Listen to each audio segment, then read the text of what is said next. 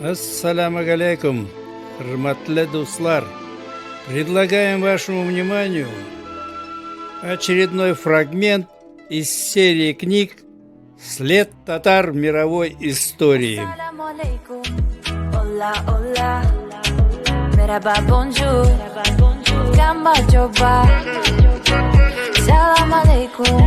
Hello, hello. Buenos días. Konnichiwa. Salam, salut. Привет. Шалом. Нихао. Guten Tag. Здравствуйте. Лицо казанской национальности. Что делал потомок крестоносца Бодуэн де Куртене в Казани? Потерянная парадигма. Каких только знаменитостей не знала Казань.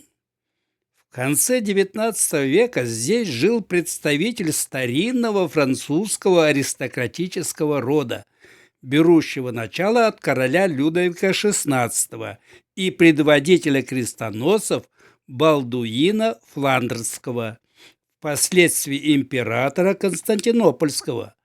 Во Франции род Бодуэнов де Куртене вымер еще в 1730 году, а вот в Казани вдруг объявился спустя почти 1,5 столетия.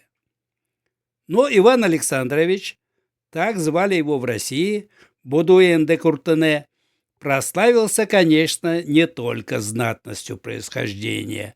Его, наряду со швейцарским лингвистом Фердинандом де Сосюром, считают основателем теоретического языкознания XX века.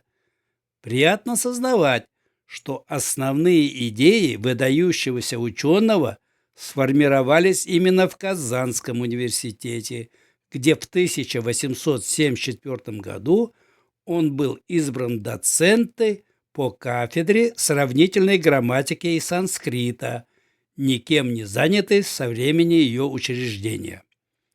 А через год Бодуэн защитил докторскую диссертацию «Опыт фонетики резьянских говоров», заслужившую Уваровскую премию Императорской академии наук и не утерявшую научной ценности по сию пору. Тогда же он получил звание профессора, проработал в Казанском университете 9 лет. Его лекции были совершенно оригинальны. Мэтр никогда не читал их по конспектам, а стоял смелым у доски. И казалось, что идеи рождаются тут же, на глазах у изумленных слушателей. Да, его курс был достаточно сложным. И иногда слушателей было совсем немного, но профессор готов был заниматься даже с одним единственным студентом, лишь бы того по-настоящему интересовал его предмет. И такие случаи известны. Однако истины ради следует признать, что Бодуэн де Куртене приехал в Казань уже вполне сложившимся ученым. Еще на подготовительных курсах в Варшавской главной школе он увлекся лингвистикой и получил там степень магистра историко-филологических наук.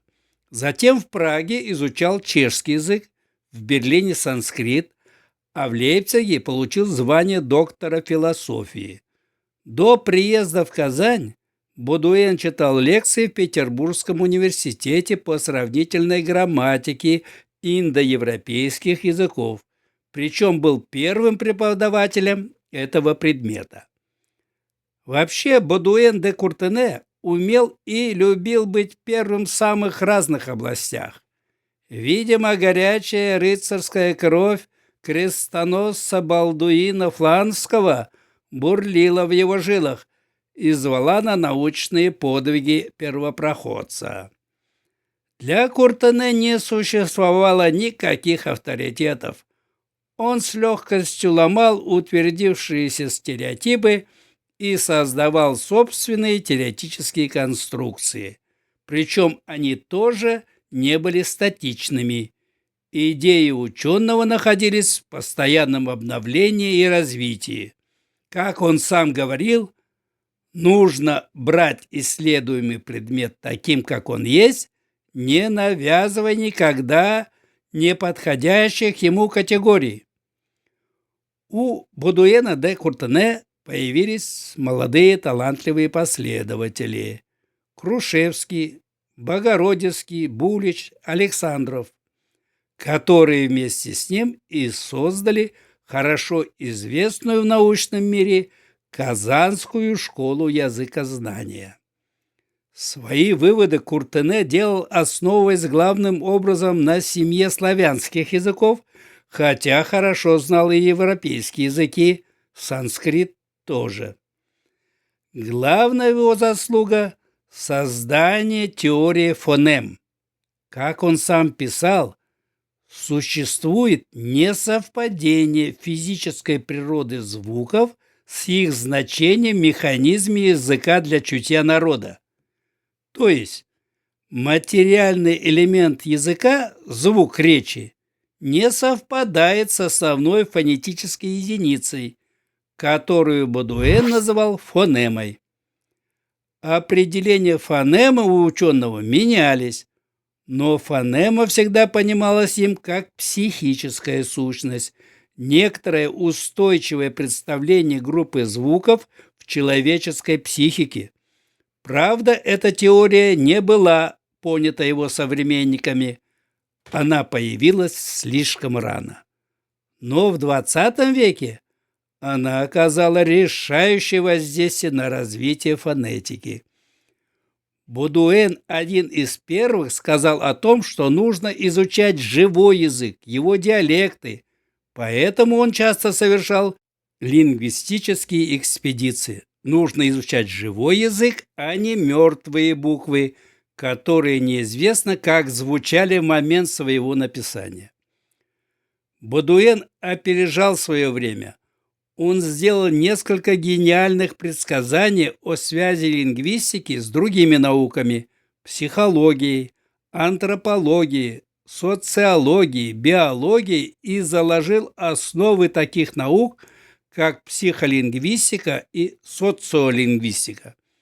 Ученый первым начал применять в лингвистике математические модели и был зачинателем нового направления – экспериментальной фонетики.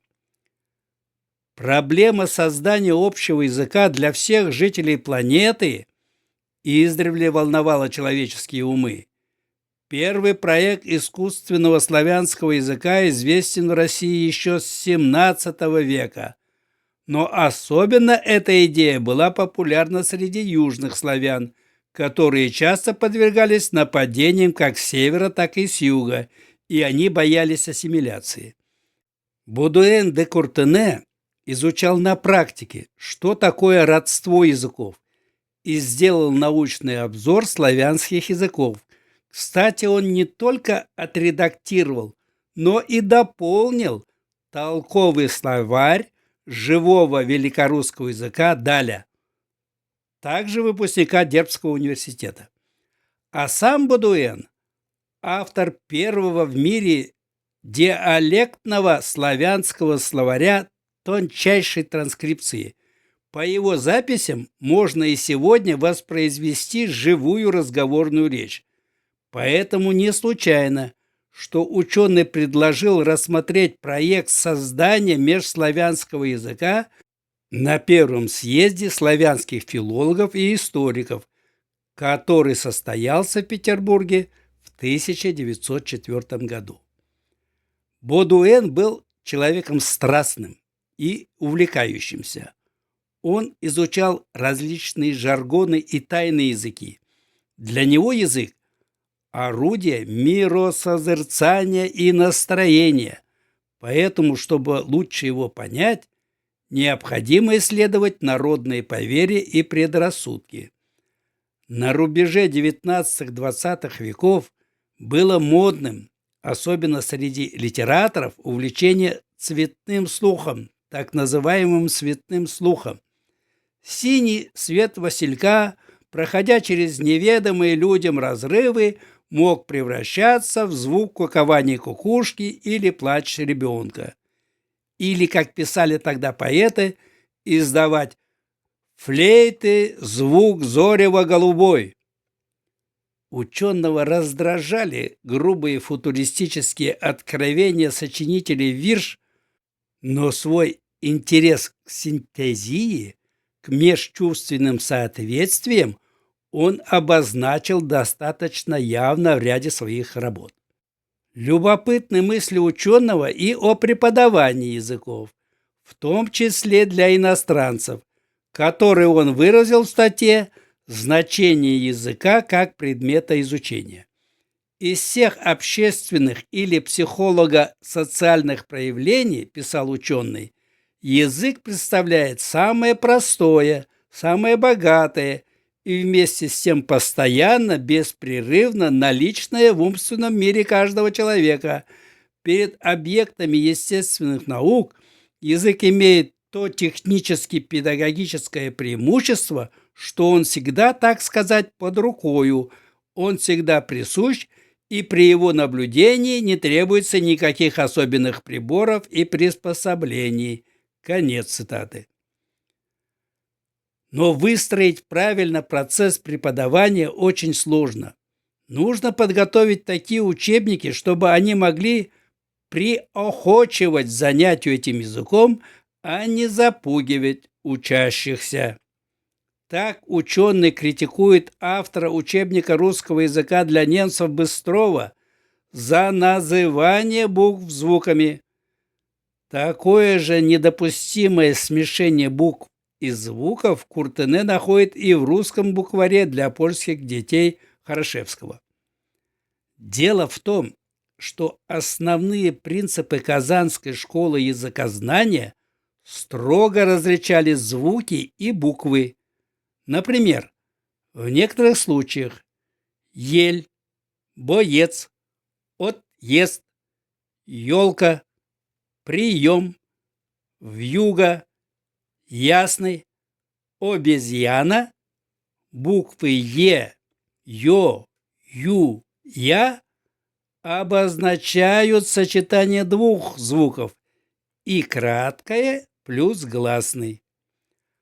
А в словах типа мера, поселок, клюв, сяду один гласный звук О, У, А и мягкость предшествующего согласного.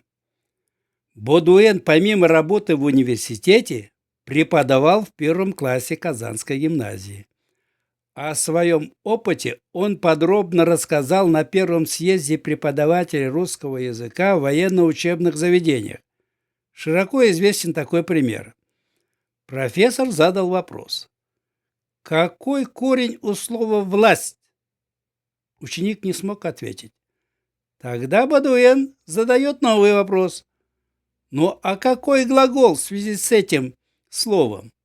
«Владеть», последовал ответ. Какой корень в слове «владеть»? Влад. А в слове «власть»? Тоже Влад. Как же это так? Д перед Т переходит в С. Это обобщение в те годы считалось научным открытием, а на уроках Бодуэна их легко делали десятилетние ребята. К сожалению, Казанская лингвистическая школа активно работала не более 10 лет. В 1883 году Бодуэн де Куртене уехал из Казани. Через 4 года умер его ученик Крушевский, традиции школы продолжил Богородицкий, однако учеников у него не было. И все же Казанская лингвистическая школа оставила заметный след в мировой науке. Ее идеи развивались в Петербургском университете. Она оказала большое влияние на польскую и чешскую лингвистику. Но серьезного исследования на эту тему еще не было. Американский ученый Джоанна Уильямс Радванска назвала концепцию Казанской школы потерянной парадигмой. Спасибо, что досмотрели видео до конца. Следите за нашими выпусками. Продолжение следует. Давамы вам!